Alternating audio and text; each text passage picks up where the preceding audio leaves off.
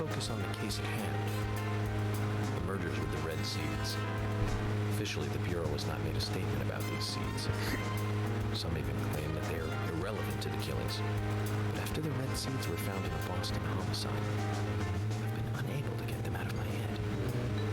I've even gone through all of the files looking for similar cases, and we found 7 other homicides related to the seeds. The victims were all young girls, and they were killed in 8 different states. They arrested all 7 murderers, but there was no connection between them. However, we must not overlook there was one thing linking the cases together, and that's the red seeds. I have a hunch this case here in Greenvale is going to lead us to the truth about those seeds. Don't you think so, Zach? I would Let's assume. just do what we can do our best. It's By doing definitely our best, suspicious. I'm sure we'll get to where we need to go. Yeah, the seeds are definitely suspicious.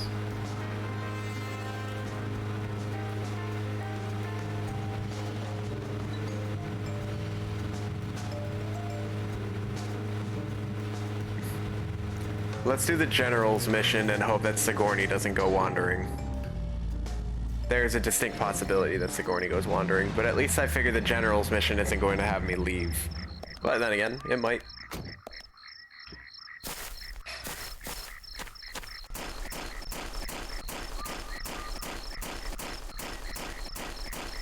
Hey there, General. Ah, there you are. You came at a good time, son. It's quite late. You have potential, soldier. I want you to take a look around J10.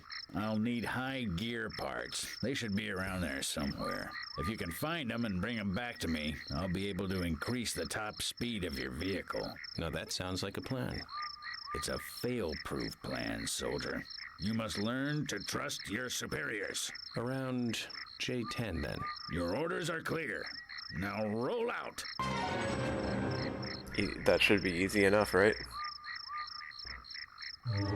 I was pressing A to progress the dialogue. Okay. 10. J10 is going to be over there. Looking at the mini-map, I think this is the direction I need to go.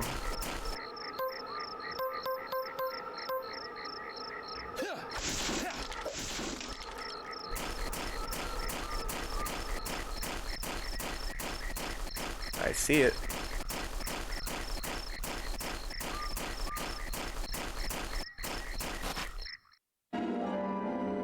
Nice. Easy enough, right?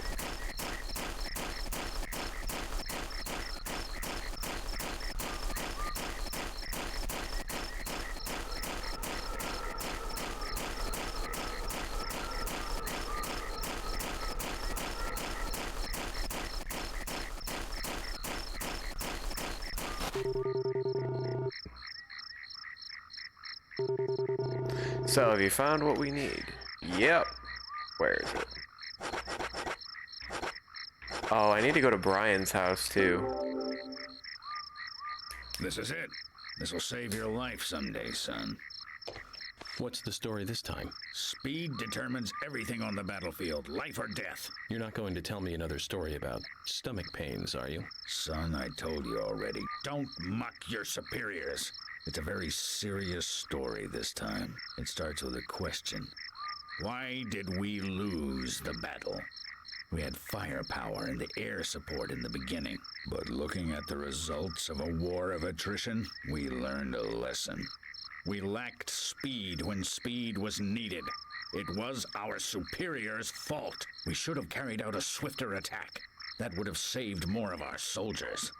Although crybaby Timothy was doomed either way. You really Not hated Timothy. that sergeant, didn't you? Don't talk to me with that tone, boy. Words cannot describe how much I hated him. I was at war with a crybaby. No one has enough lives to survive that. He poisoned us with our own food.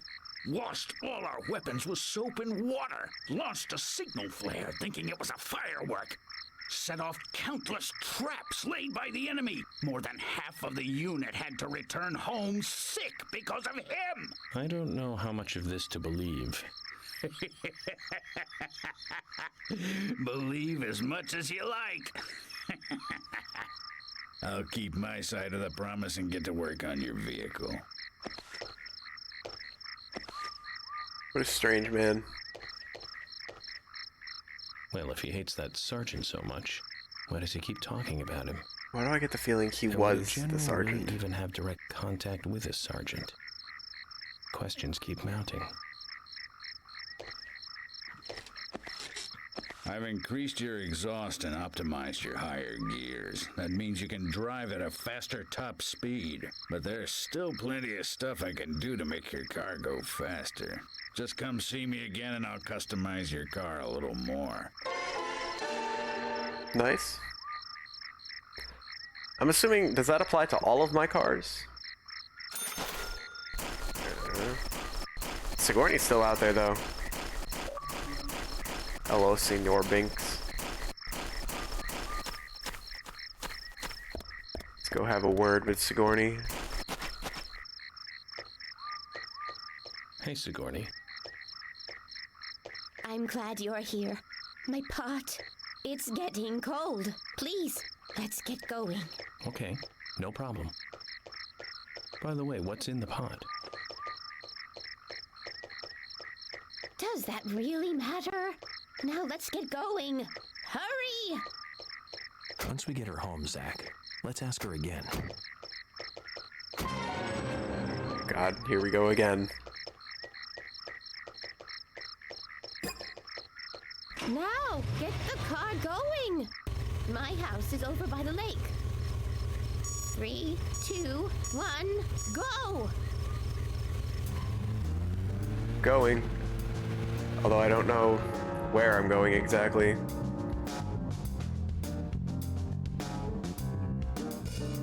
That's her house. What is this? Is this just taking me back to the hotel? That's back to the hotel. Okay. So her house is, it's the same house. Just making sure. I just take a right here. And then once I get out of the tunnel, turn right.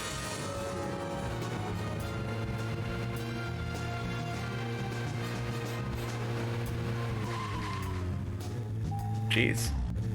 That handbrake is more effective than I expected.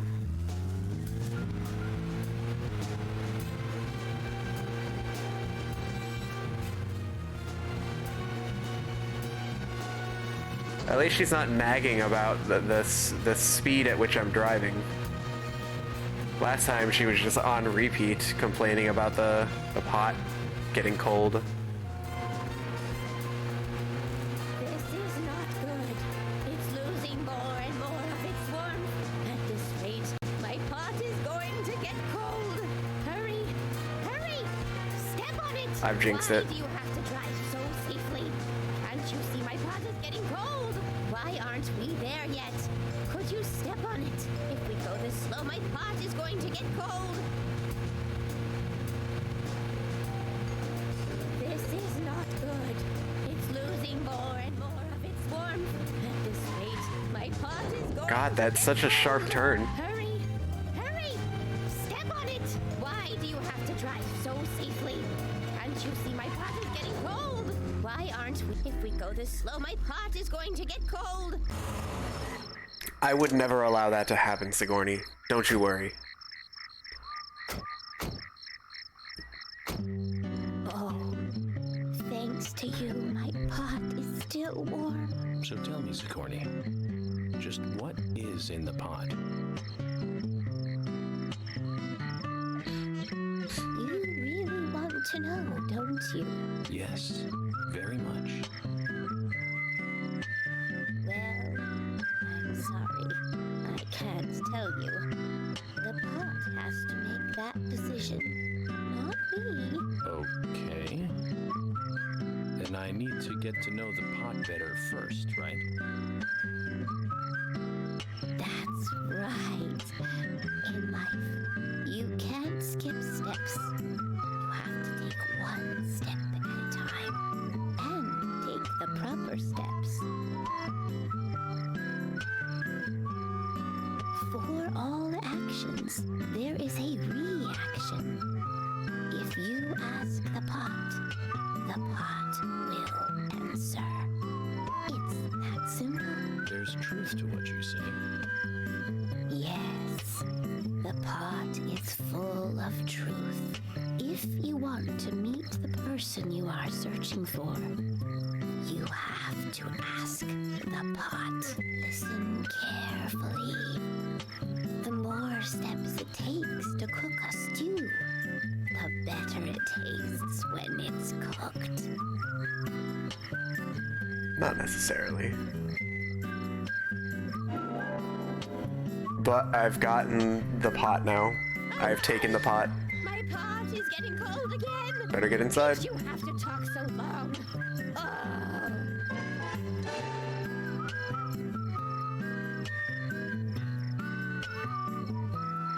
What a strange character.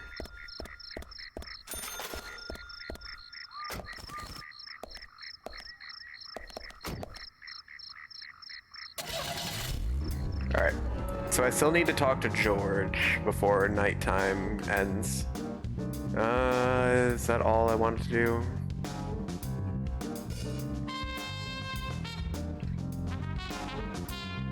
Because I can't go to Nick's and the milk bar is closed. A bunch of people are at the bar, but nothing of interest. So, yeah. We'll go to Brian's house in the daylight, too. Not entirely sure I want to do that at night.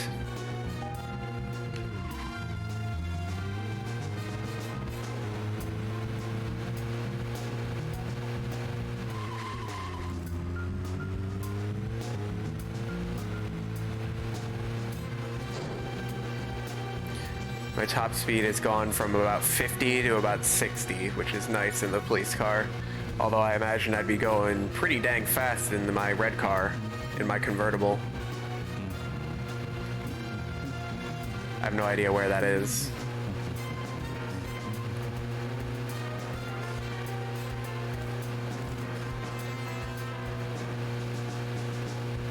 Alright, so George's house is going to be not here. I think in the next section. I think his house is...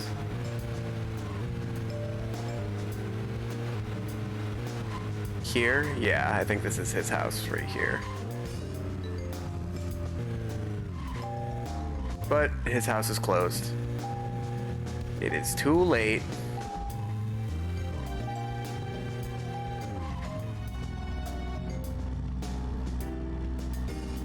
There's the game. Okay.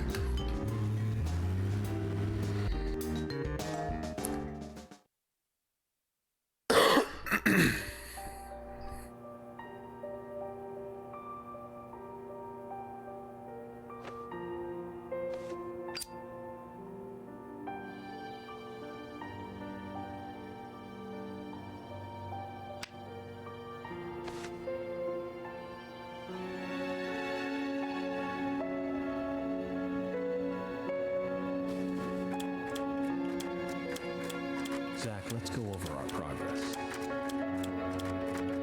From what Olivia told us, and the sketchbook we found at Becky's house, Nick and Diane became our primary suspects. There were a couple of reasons for this. First, Becky gave the missing locket to Diane. Also, Nick has no alibi for when Anna and Becky were killed. We followed Nick to the art gallery, which led us, unfortunately, to our third victim. The third victim, Diane, was strung up in the entrance hall of the art gallery. Her hands were tied and a knife was sticking out of her chest. However, there was a marked difference from the previous crimes. Do you remember what that was, Zach?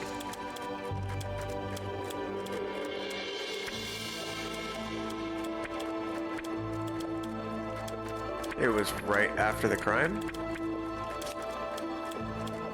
That's right. Diane was still alive. Well, that's not different from Becky's. This suggests that very little time had passed since the crime was committed.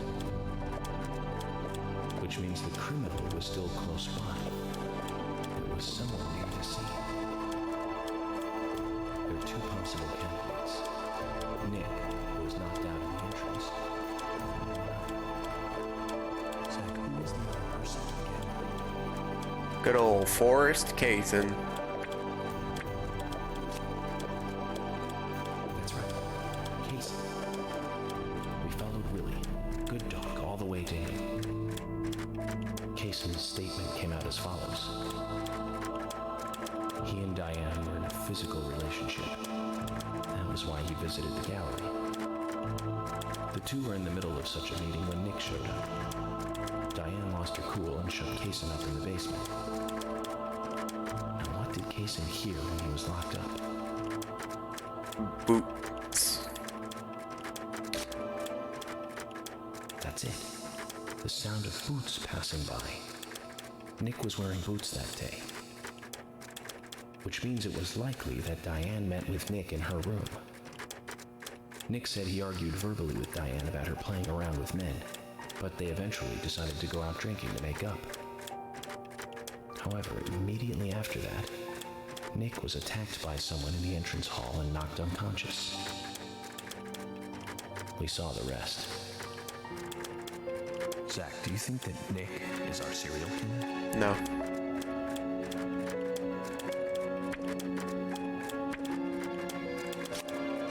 Me too. Asha sent in a report too. He found a large volume of red seeds in Diane's stomach. This confirms her as a victim of the Raincoat Killer. Remaining leads. There's the locket, which is in Carol's possession. The man with the tattooed back, and the upside-down peace sign. There's a lot left to answer. I hope the coffee will give us more guidance tomorrow.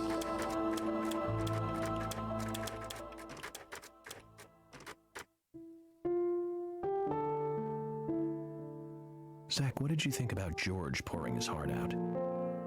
I was surprised. It's the end of a monarchy. And he called me York instead of Agent Morgan. Who dat?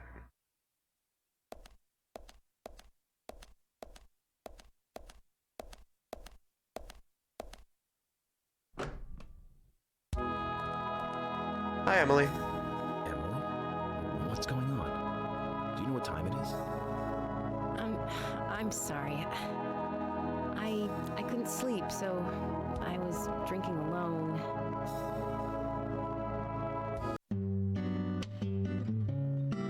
My mother was a very kind woman. She always smiled so brightly. Baked cakes and cookies every day. She'd say that I needed the sugar because I spent so much time thinking. My father was always quiet. We never talked much. He was a federal agent, just like me. And he was hardly ever at home. The only words he ever had for me were harsh ones. I had a vivid imagination, and I remember he once said this to me. There are plenty of crazy things in this world. You don't have to go dreaming them up. And it's my job to make sense out of them. One day you'll understand what I'm saying. I found out later that my father was one of the first to ever use criminal profiling to catch bad guys. And so now I'm doing exactly the same job that he did.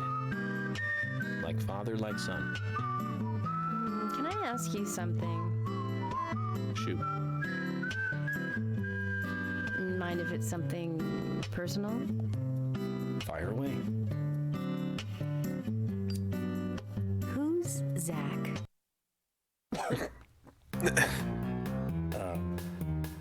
Zach is a friend of mine. Oh, so you do have friends. Yeah. He's my only friend. What kind of person is he then? Describe me glowingly. Well, I've never seen his face. But he is always with me, and we discuss everything. When did you become friends? A long time ago. Back when I was a child.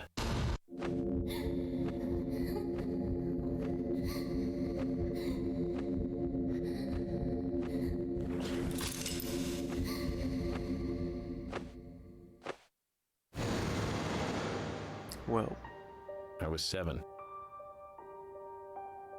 I woke up one morning to hear my mother crying in the living room. This wasn't normal, so I headed in to see her. My father was there pointing a gun at my mother. I was so scared. I closed my eyes, so I don't remember much more.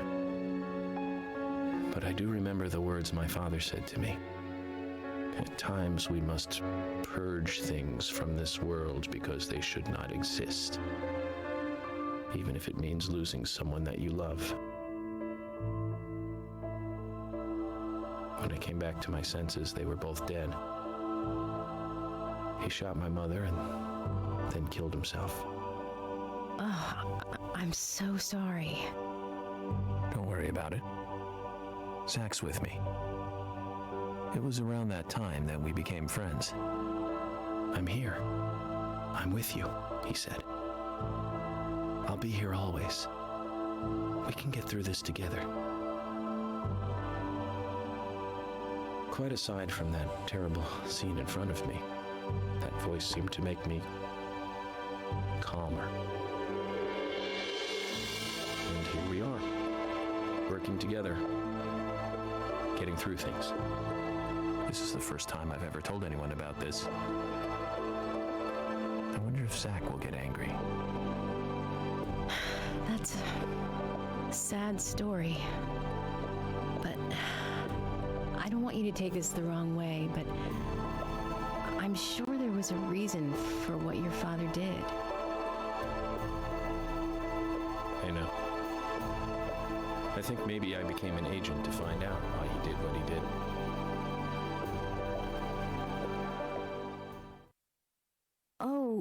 Oh yeah, York, I forgot to thank you. Thank me? For what? You saved my life. If you didn't save me at the gallery, I would have died along with Diane. No need to thank me for that. I'm pretty useless. I couldn't save Becky. I couldn't save Diane. What did you just say? Useless? I was never expecting to hear you say that. Huh. There might be a modest guy in you after all. Finally, you noticed? You're a little slow, aren't you? Maybe hopeless, but not useless.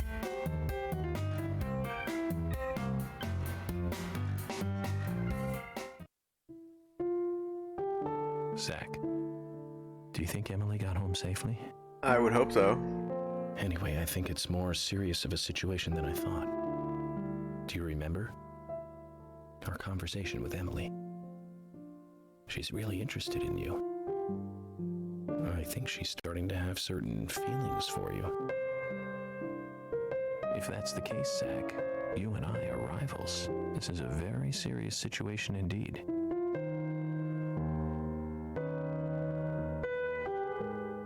Well, if it comes to that, let it be a fair fight. Agreed? Yeah. What a weird game.